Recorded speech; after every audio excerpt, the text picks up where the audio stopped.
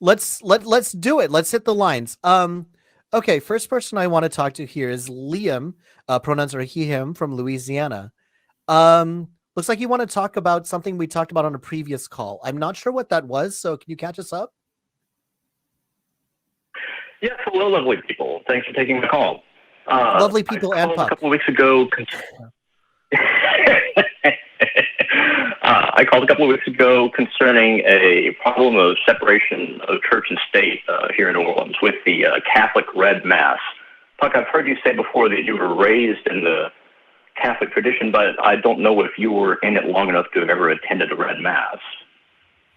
No, I did not. Fill us in.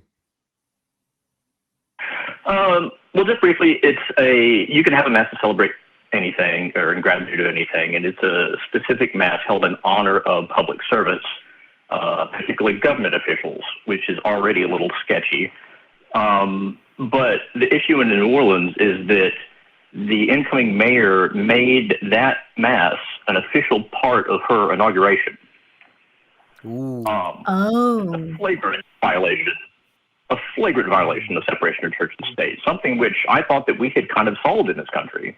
But no, work to be done. So I called in and I kind of brainstormed with Dan. I honestly didn't know he was from New Orleans. And so I had a really good chat with him. And then I talked to Seth Andrews, and he pointed me at the Freedom from Religion Foundation. I contacted them with the details, and this is on, the mayor's official Facebook page. This is just all in black and white, everything but a signed, invitation. And they immediately hit me back and said, oh, no, you can't do that. And they sent a letter to the mayor, a demand, really, and sent a copy of it to me. I thought I might share just a little bit of the text of that. I found it to be educational. I don't know if we have time to go into the actual text, but I will tell you that I'm with you. And that the line is so fuzzy and so weird. And I definitely want to hear from Emma on this one, because I want to hear the perspective of someone who lives in a place where there is, am I correct, an official state religion, right? Yes, technically. Okay. Yes. Yeah, technically. Because they do this in presidential inaugurations too, where it's traditionally done with a Bible. There's traditionally a prayer involved. So there are things that, like, I haven't figured out exactly where the gray areas are, and certainly if there was a president or a person in another, like a mayor or another head of state, who wanted some sort of representation of their religious beliefs in an inauguration. I don't know that I have the world's biggest problem with that, because it doesn't necessarily push it to their, I guess it doesn't have a place in it if it is an official ceremony. But since part of this is a victory lap, essentially, I don't have the world's biggest problem with that. Emma, what's your take on this so far? Well, I think, first of all, great job, Liam. And FFRF do really fantastic work, especially with issues of separation of church and state. So reaching out to them and getting them involved is a great thing to do. I think I too removed from the situation, and I don't know the details of what it, because like you say, here we don't have that separation. There's no mandated separation. So we've had we have prime ministers talk about how we're a great Christian nation and that's where our values come from and it's nice and whatever. And it ticks me off. But I think because we don't have that separation of church and state, but we have much lower level of religious, population here. So it doesn't affect people very often. Honestly, it mostly comes up here in the form of Islamophobia. It's like that's our main running issue. I think I need to know more about, I don't know much about how an inauguration works either. Like, I don't know how public that is, or if that's sort of, is it something that it's more of a personal thing to who's, I don't know enough about the system, I think, to have much of an opinion. Yeah, in general, an inauguration is a very public event. Like here, it's broadcast on all the news channels when there's a president inaugurated. For government or regional or local inaugurations, it's still a deal, but it's not like broadcast anywhere. Like they're not going to interrupt your favorite daytime programming to show you the inauguration. Right. If anything, they'll have a blurb for it in the news if you live in a small enough municipality, but for anything other than the president, you're probably not going to see it. Now, that being said, keep going, Leo. Oh, I'm sorry.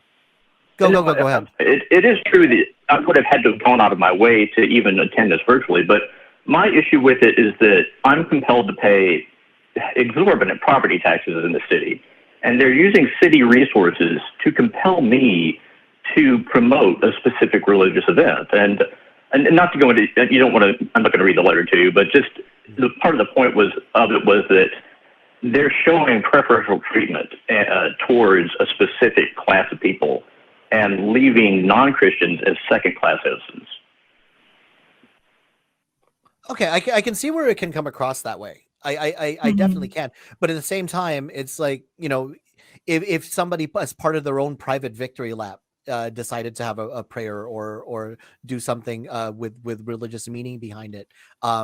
I don't know enough about Louisiana to know if any public funds went to the inauguration, although I imagine that since it was a public event that some did. Right. So it's blurring those lines, and it definitely blurs those lines even more when you start to wonder how this person is going to handle things like legislation. But to me, those are more important. Like when we're talking about actual lawmaking and when we're talking about actual interaction with the citizens, the inauguration, to me, it's like I said, it's a victory lap. It's a party. And it, I guess, to me, I don't mind too much if that party and that show kind of reflects the religious views of the person who has it. Because part of the freedom of religion is part of this expression, right? And so to tell someone you are not allowed to express your religion in certain ways, that's just as bad as saying that you're endorsing. So I don't know necessarily if talking about it during an inauguration is an endorsement of the religion or that religious group, or just saying, hey, this is part of my victory lap. I don't know enough about this. I wish I did. I Googled Red Mass New Orleans really quick, but there's too much here. Go ahead. I will admit that I have more of a, this kind of presses my buttons probably more than it does people not in my area. But I did want to get your take on something that I found thought-provoking, is that the letter makes a point in pointing out that non-Christians are a minority. And Mayor Cantrell is the first female person of color to be mayor. And to point out that she's, this seems like a sort of appeal to emotion. I mean, do you think I'm reading too much into that, or do you think that's appropriate, or? No, that kind of hit me where it counts, okay? Because once you are a public official, everybody in your jurisdiction is now a constituent, okay? And you represent all of them. Including, and I don't know enough again about Louisiana to know if it's just exactly what the percentages are, but atheism is growing, right? So we're not, the biggest problem with us is we're not nearly as organized as some religious groups. So it's hard to get us all in fighting for the same political fights as it is to rally the evangelicals to say, okay, this is now you now support whatever it is that we want them to support. But without just rattling off a bunch of numbers here and there. Yeah, sure. My interest was more in the method. I mean, we're talking truth wanted here, and we spend a lot of time fact checking. And Emma, you have just wonderful, on point fact checking videos. They're so professionally edited, and I think you're very brave to come on a live show like this, where any nut job like me can call in. So kudos there. And once again, I sense your British modesty is precluding you from mentioning the fact that you made this letter possible in part because you did a fundraiser for FFRF. Thank you very much. Oh no! I think you're doing the right thing when you feel that, because I feel you. I think my concern would be, othering of constituents who aren't religious might make people feel underrepresented, or yeah. So like that would be really tough for me to hear, and it would make me really think twice about making sure that I watch over this person as they continue their legislation. Mm-hmm. Y'all are doing a great job fact checking, and look, I really like the recent trends in atheist activism about street epistemology, and just in a very calm, patient, questioning way get down to the roots of why people believe what they believe. But just my last point is that this appeal to emotion, and it does seem effective and proper to me. And I'm certainly not suggesting that in our discourse with people that we make appeals to emotion, but I think that we should be aware of these people who are holding obviously flawed beliefs that they've had that done to them. They've been emotionally manipulated. Emma, do you see a resonance there between that and the emotional manipulation and your MLM people? Oh, for sure. Absolutely. That's yeah, it's the same. You want to take the same approach across the board, where this is generally something that happens. I'm going to say this in the nicest way because there are lots of nice, normal religious people, but when you're looking at the more extreme stuff, it's generally something that has happened to people that they are also victims of, and you want to be mindful of that. I think you're totally right. No. And Liam, I think that we, in our efforts to help people, find the roots of their truth, I think along with questioning whether, if anything, could change their mind and how they made up their mind, I think it could be appropriate to ask them what would happen in the real world. What would be the consequences if you changed your mind? Is there some attachment there? Would you get divorced? Would you lose your job? I'm always amazed at people who've left the C of E and they're like, oh yeah, went to university, found out religion was a bit rubbish. And I'm like, and did you get kicked out of your parents' house? What was the catastrophe? It sounds so different.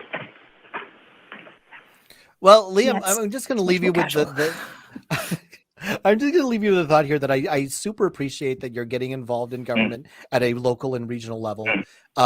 That's where a lot of decisions get made, and I'm one of those proponents of trying to get involved. A lot of people don't know this. Even if you don't have kids, you're allowed to go to your local school board meeting, because the results of the people who grow up and are educated under that system will affect you, right? So it's perfectly legal to go in there and give your opinion as to what should be and shouldn't be in the curriculum, and at the very worst, it pays to know. Right. So, I appreciate that you're calling out not just, religion and government in general, but to talk about something that's very specific that's going on in your area. So I appreciate that, and keep our eyes on it, because I will admit that I had no idea about this. And this is why, again, at the local and regional level, these are the people who need to be making those phone calls to Freedom from Religion Foundation. So, they get the information from people like us.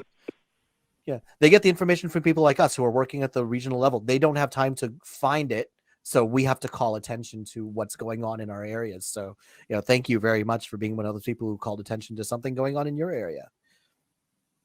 And you know what? I'm not beyond being turned around, because if someone is willing to tell me that I had a bad take about my thing about inauguration, which uses public funds for a religious service or a religious event, talk to me about it. We'll give you plenty of ways to engage with us. But Liam, we're going to let you go for now. Thank you so much for the call. Thanks, and keep us updated absolutely on what's going on there. All right. Will do. Have a good night. Good night. Night.